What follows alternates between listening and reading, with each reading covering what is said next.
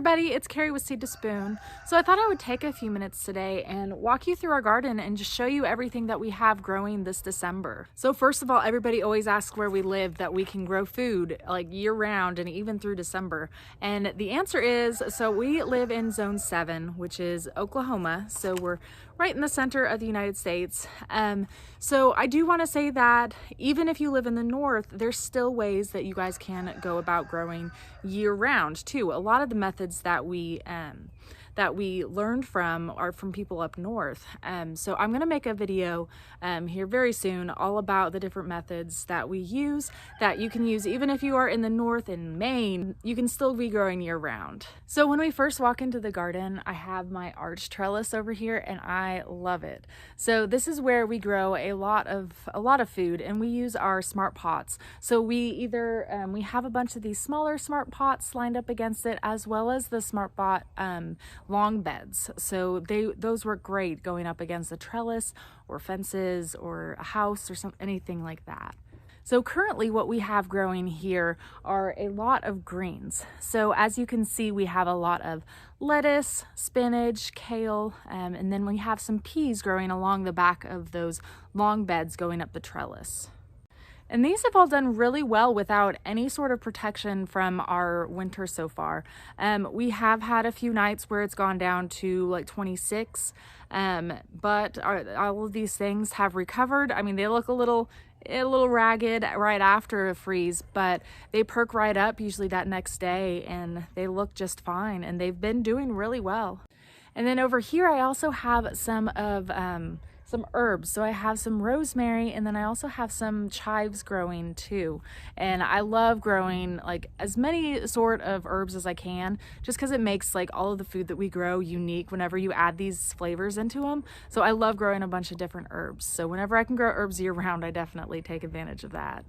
And I like planting these flowers in hanging baskets hanging from this trellis. It adds a lot of color, and it also helps to bring in some beneficials too.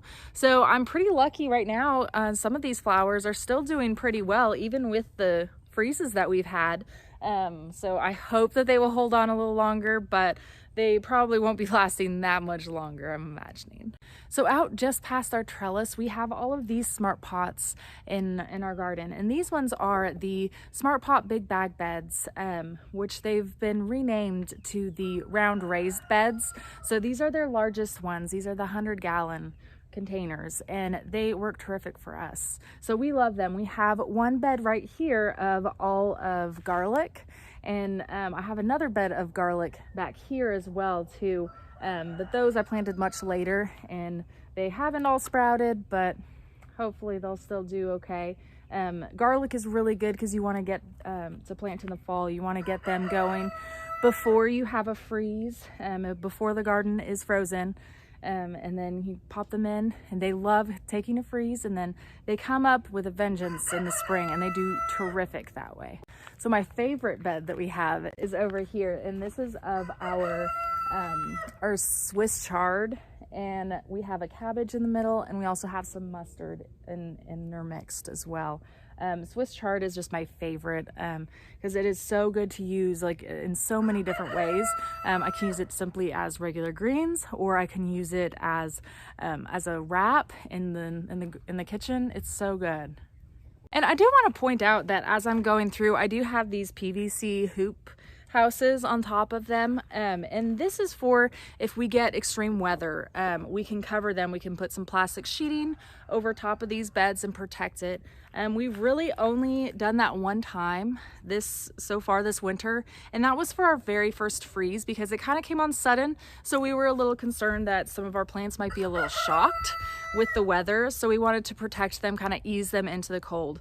But since then we haven't covered any of them, even on the nights where it's been 26, and so far everything has been doing okay.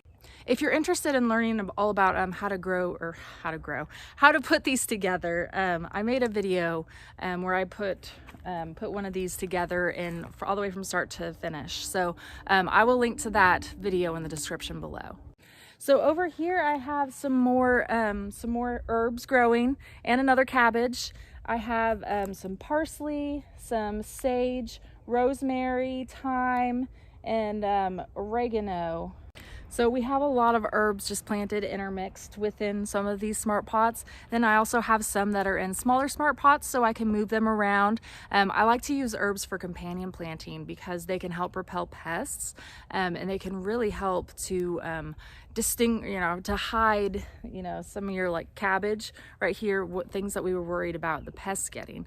So that's why we planted a bunch of herbs around this cabbage, because we were hoping that maybe the cabbage moths would lay off of it, and so far it's been doing really good. So I have a few beds of microgreens planted outdoors out here. And I mean, as you can see, we've been harvesting quite a bit from them, especially this broccoli one, because that's the kids' favorite. They love the broccoli microgreens. So I take that and I use that in like mac and cheese and stuff like that inside. The kids love it. I take a lot of these microgreens, I grow them super dense outdoors, and then just start taking cuttings from them and taking them indoors and using them whenever they're smaller. And it makes for a faster harvest, and it also makes it super healthy because all of those nutrients are right there in that plant. So it's really great. So I have a broccoli microgreen area, and then a kale. I have two different kale microgreen areas, and then also a mesclun mix over here, which is kind of a mixture of different lettuces, arugula, mustard, things like that. And over here I have another cabbage, and then we planted quite a few beets, and these beets should hopefully be ready for harvest here pretty soon. And then we have some lettuce as well. So this was more just different things that I wanted to plant, and then I looked up different companion plants. If you're not familiar with our app, there's a section in the app whenever you go to a certain plant where it says friends, and you can pull up and look to see which plants grow really well together, and also enemies, which ones don't go really well together. So it helps whenever you're planning out your garden just to know like what goes really well with others. So back here in this area, we have several of the smaller smart pots. These are the medium-sized round raised beds, the 50-gallon, traditionally called the Big Bag Bed Juniors. And we have one of them, all of these we did with square foot gardening. I used the seeding square whenever I planted these out. And these are just the perfect size, I feel like, for planting greens. So this was a great place for me to do this. So I did, over here I planted a bunch of lettuce, different varieties of lettuce, and then a kale and some spinach as well. And then I also have a smaller round raised bed up here in the front. This is the one that is traditionally known as the Big Bag Bed Mini.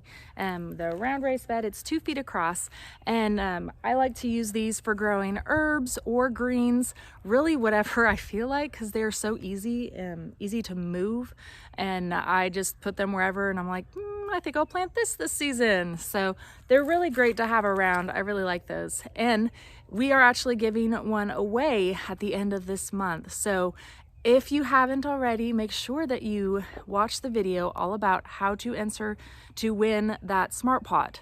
All you need to do, though, hint, is just leave comments in all of these videos, and each time you leave one comment per video, you will get entered to win. Just make sure you're subscribed to our channel too to win. So that's all that we have actively growing right now in this December month.